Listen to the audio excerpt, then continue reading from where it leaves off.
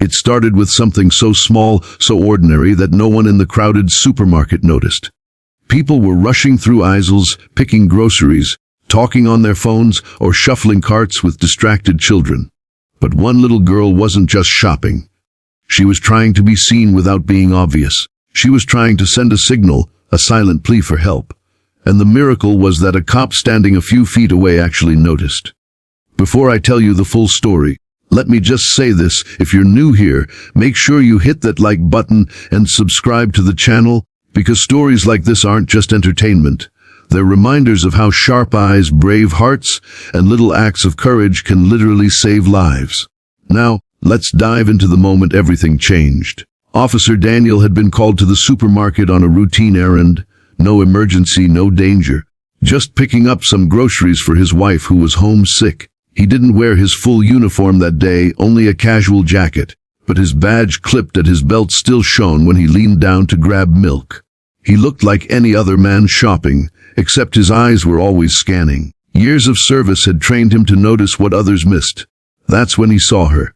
A little girl with messy brown hair, maybe 7 or 8 years old, standing by the cereal aisle. She wasn't holding a cart, wasn't asking for candy, wasn't tugging at her parent's sleeve.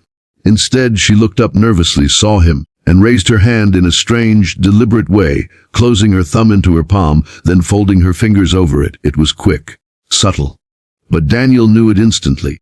It was the recognized silent signal for help. His heart skipped. Most people didn't know it, but it had been taught in schools and awareness campaigns. A child making that gesture wasn't playing. It meant they were in trouble.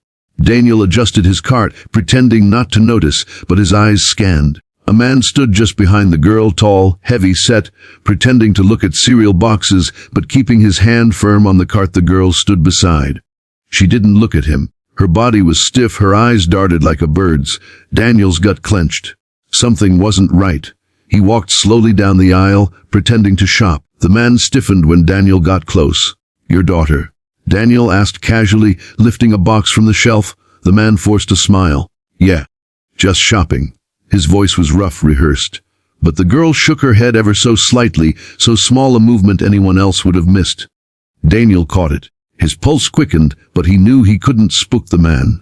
If this was what he thought it was, one wrong move could put the child in danger. "Cute kid," Daniel said, then pushed his cart away, pretending to leave. But his hand was already on his phone, signaling dispatch quietly, giving descriptions, aisle numbers. His training told him to stay close, but not to act too fast. The man started moving, pushing the cart toward the exit. The girl looked back once, eyes wide, silently pleading. Daniel followed, blending into the shoppers, every muscle in his body tight with focus. At the doors, the man quickened his pace, almost dragging the cart. Security glanced, but did nothing. To them, it looked like a dad in a hurry. But to Daniel, it looked like a predator about to vanish. "Units en route," the radio in his ear whispered. Daniel moved faster. Just as the man reached the sliding doors, Daniel called out, loud and commanding, his voice sharp enough to freeze everyone. "Sir, hold it right there." The man stiffened. "I don't know what you—" But Daniel had already stepped between him and the exit, hand on his badge. "Police, step away from the child." The supermarket went silent. Shoppers stopped mid-step, bags hanging from their hands. The little girl clung to the cart, her eyes wet, her chest heaving. The man's face twisted. "She's my daughter." "She just told me she's not," Daniel cut in. His voice left no room for doubt. 2 security guards hurried over, and within seconds, backup officers were pushing through the doors. The man tried to argue, then tried to bolt, but Daniel caught him, pinning his arm against the wall with a strength fueled by fury. The girl burst into tears, running straight into Daniel's arms. And that's when everyone realized the truth. She hadn't been shopping with her father. She had been kidnapped. Later, as detectives arrived, the full story unraveled. She had gone missing 3 days ago from a park across town. Posters had been put up, neighbors had searched, her parents hadn't slept.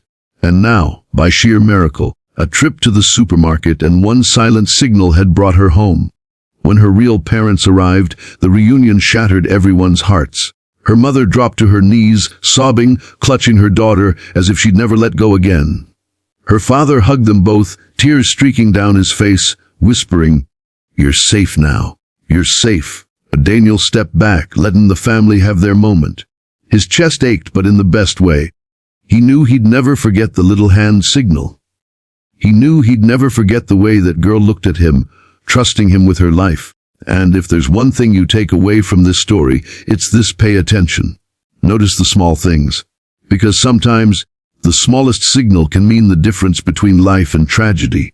This story reminds us that courage doesn't always look big. Sometimes it looks like a little girl making a hand gesture in a supermarket and a cop who cared enough to see it. If this story touched your heart, take a second right now to like this video, subscribe to the channel, and share it with someone who needs to hear it. You never know. You might just help spread awareness that could save another life.